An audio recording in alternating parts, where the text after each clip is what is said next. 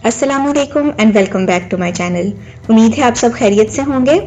आज की वीडियो में मैं आपसे कुछ कारआमद कुकिंग की टिप्स शेयर करूंगी। तो सबसे पहले तो ये है कि अगर आपने सेब को काट कर रखना हो तो आपने देखा होगा कि थोड़ी देर बाद उसका रंग बदल जाता है।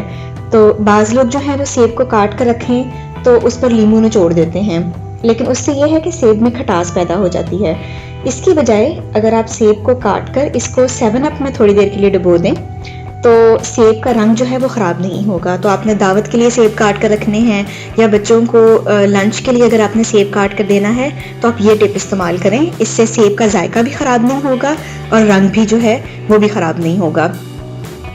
इस वक्त जो सेब आपको स्क्रीन पर नज़र आ रहे हैं इनको मैंने 7 अप में 1 मिनट के लिए डुबोकर निकाल लिया था और देखें तकरीबन 6 से 7 घंटे हो चुके हैं, लेकिन इनका कलर ख़राब नहीं हुआ। दूसरी टिप ये है कि अगर आपने ऐसे नूडल्स को गर्म करना हो जिसमें क्रीम शामिल की गई हो तो इसको गर्म करने से पहले थोड़ा सा दूध शामिल करके फिर गर्म करें, तो नूडल्स जो हैं वो बहुत अच्छे से गर्म भी हो जाएंगे और टेस्ट भी अच्छा रहेगा। अगर आप बगैर दूध शामिल किए इसको गर्म करेंगे तो जो क्रीमी सॉस नूडल्स के अंदर होता है वो ज़्यादा खुश्क हो जाता है, जिसकी वजह से नूडल्स का टेस्ट जो है वो फिर इतना अच्छा नहीं लगता। तो अगर दूध डालकर गर्म करेंगे तो उनका टेस्ट जो है वो बरकरार रहेगा।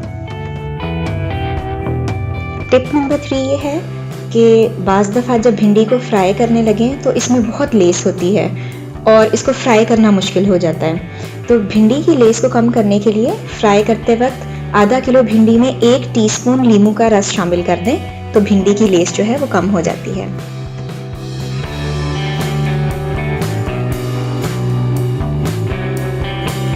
टिप नंबर 4 ये है कि खुश्क आलू बुखारा बाज़ दफ़ा जब ला कर रखें तो उसमें बहुत जल्दी कीड़ा लग जाता है। तो उसके लिए है कि आप जब भी खुश्क आलू बुखारा लाएं इसको साफ़ करें और आलू बुखारे के दाने अगर आपस में जुड़े हुए हों तो उसको अलग अलग करके इसको फ्रीज़ कर लें।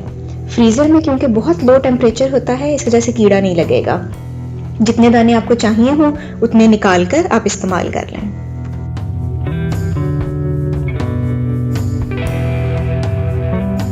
टिप नंबर 5 ये है कि आइसबर्ग सलाद के पत्ते जो हैं वो कुछ दिन के बाद ही नरम पड़ जाते हैं और सलाद जो है वो ख़राब होने लगता है क्योंकि इसके पत्तों में पानी की मिकदार काफ़ी ज़्यादा होती है।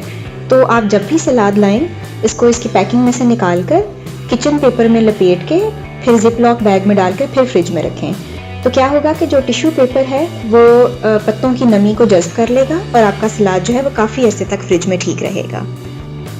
ये थी कुछ यूज़फुल किचन टिप्स जो मैं अपने किचन में इस्तेमाल करती हूँ। मज़ीद इंफॉर्मेटिव वीडियोस देखने के लिए देखते रहिए इजी लाइफ आसान ज़िंदगी। अगली वीडियो तक के लिए इजाज़त दीजिए। अल्लाह हाफिज़।